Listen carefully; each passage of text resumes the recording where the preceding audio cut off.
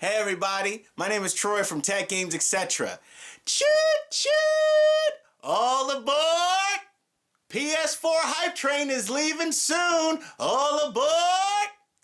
I have to start off like that, y'all, because I've never seen so much hype for mediocrity in a while. Now, the PS4 was announced. Unfortunately, I wasn't able to get a video up sooner, but let me tell y'all, next gen is not going to be about performance. It's all going to be about features. Who can out-feature the next person? Because right now, like I've always been saying, technology hasn't changed enough for us to see a difference. Like, let's get to the PS4. Let me get to some of the things that were announced in the conference. We can talk about the hardware. Oh, a single chip custom processor, CPU, low power, Jaguar, 8-core GPU. The GPU is 1.84 T-flop AMD Radeon graphics core next engine.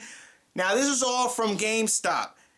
And 8 gigs of RAM. HDD built in, but no specific, hard drive space was available. Super speed USB 3.0 AUX.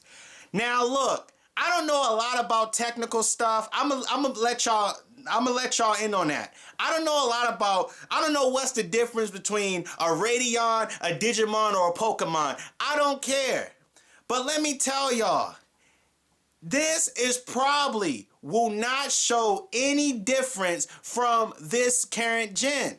So what is Sony, what is Microsoft going to do? They're going to try to come at y'all with, oh, this console is going to be worth X amount of dollars because the features we offer you. Now, some of the features on here, now with the DualShock Controller 4, they're going to nix all, there won't be no DualShock 3 no more. That's obsolete. So the DualShock 4 is going to come with a touchpad. It's going to come with a share button. It's going to come with an option button. It's going to come with a headphone jack. Let's get to other features.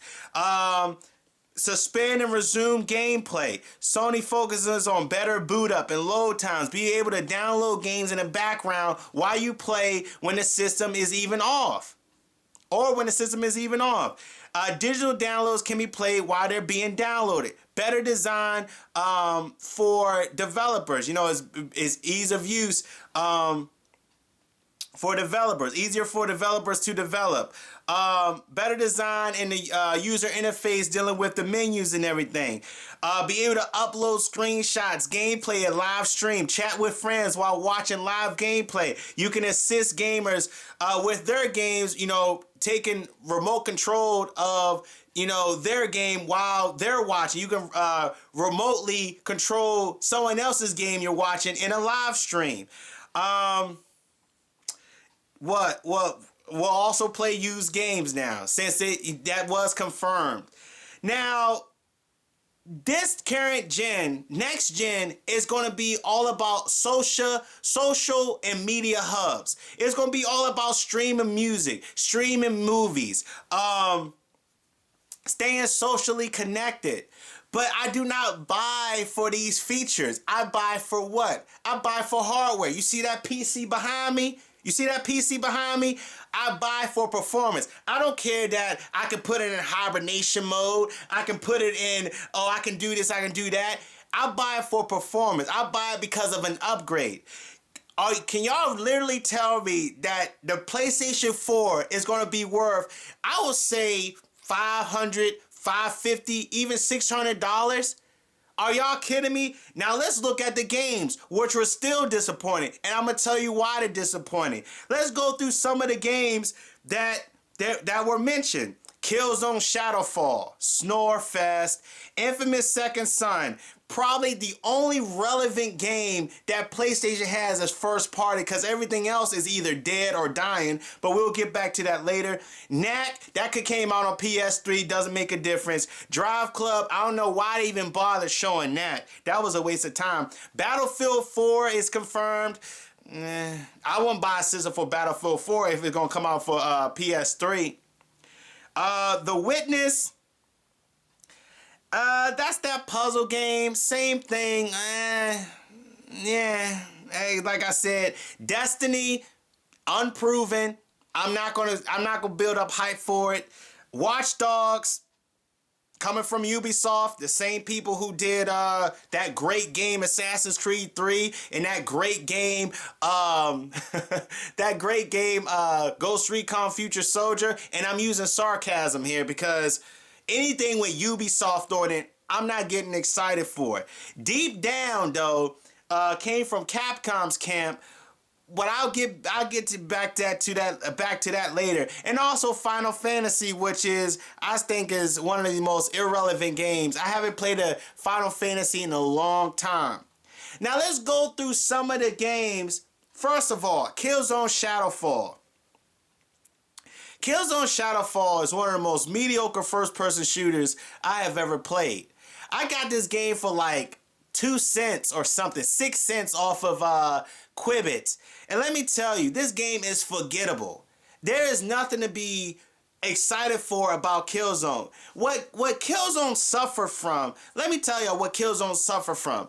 It just got mediocre. The guns sound the same. Now, Killzone 1 was okay. Killzone 2 was not bad. Killzone 3, the guns in this game were so mediocre. They felt like they were from Killzone 2 and below. It felt like there was nothing. The multiplayer was forgettable. Now, Infamous Second Son, I believe that this is one of Sony's only first-party titles that is not dead yet.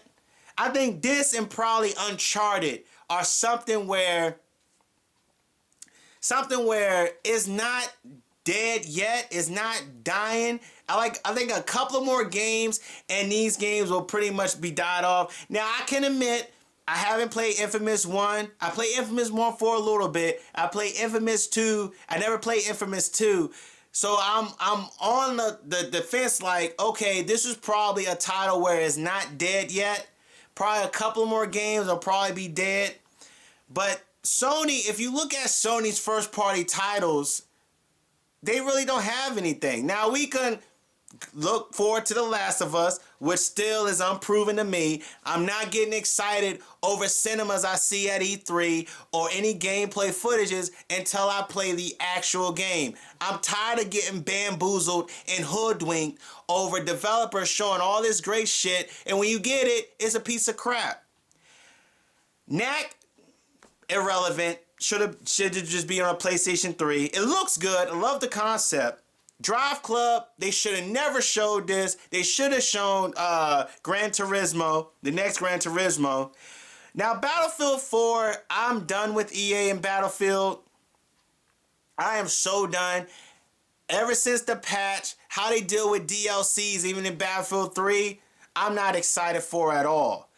Diablo 3 is something where it's like, it's going to be on PlayStation 3, so why should I get it on PlayStation 4? It's totally irrelevant. The Witness, totally irrelevant. Now, the touchpad on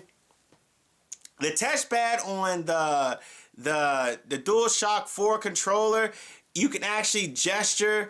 Now, I don't know if you can touch, because I tried to research on IGN. I don't know what the touchpad, can you actually like, not write on it, but gesture with your finger to control certain things in the game.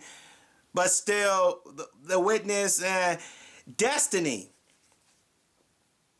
Destiny is an unproven thing. It's going to be an MMO online. The worlds are still going to continue, I think. When you're not online and when you come back to it, things will change. It's going to be like a World of Warcraft, but with a tweak of Halo in it. You know, it coming from Bungie, which we all know did the Halo series. But again, I'm going to sum all these games up to why I'm not falling for this. For none of these. Now, Deep Down, coming from Capcom, it reminds me so much of Dragon's Dogma. I don't care what anybody tells me. Dragon's Dogma, I still get a little bit excited for Dragon's Dogma. I love Dragon's Dogma. It is by far my favorite fighting engine RPG. No one can come close to what Dragon's Dogma offers with fighting. With fighting now, I said fighting. Now, it dethrones Skyrim for me as far as fighting. Now, side quests, other perks, Skyrim gets it. But let me tell you, if Capcom would have said, okay, deep down is actually Dragon's Dogma, I will probably buy a PS4 just for the hell of it.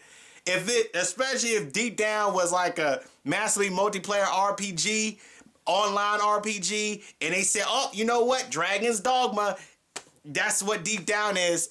Okay. All right. Now, Final Fantasy, like I said, is irrelevant. Now, this is what makes me mad about most of the games I mentioned. They're looking way too polished.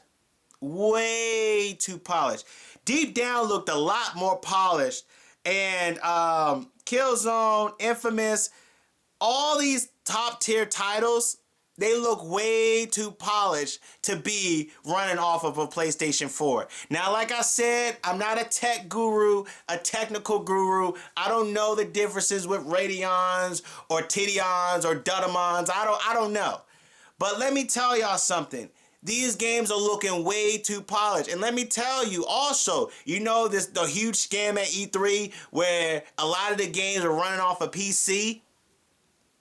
This could be the case. Because I'm telling you, right now, as of right now, February, whatever day it is, 2013, I'm going to go on record and saying when these games release, it's not going to look as good as what we see in this conference. Point blank. Now, some of the things as far as the price is concerned, there's no price for this. I would say this is going to be between $500 and $600. But I still got to ask y'all, what is here that is worth $500-$600? That's really it. Now, some of the cons also, you can't play your PS3 downloads. The DualShock 3 isn't compatible, which I don't think that should be the case. Sony is like attempting to make you feel next gen with this DualShock 4, but come on, and it's not backwards compatible with PS3, PS2, PS1 disc. But they all gonna have like some streaming service, right, where you can play the whole library. So this may cancel out. But let me tell y'all, it's not looking good. And they're not dropping bombs here. Only thing that Microsoft needs to concern themselves with is getting first-party titles. Is Nintendo relevant? Nintendo was never relevant before the Wii U. Everybody needs good titles. But I may be the only one looking through the smoke and mirrors here. Because let me tell y'all, it's not looking good next gen. And that's just my opinion. So there you go. There you have it. Let me know, community. Was I right? Was I wrong? Just go ahead and correct me. And if you like what you saw today, please like the video and subscribe to my channel. It really helps out a lot. And there go all my contact information. See you later. Thanks a lot.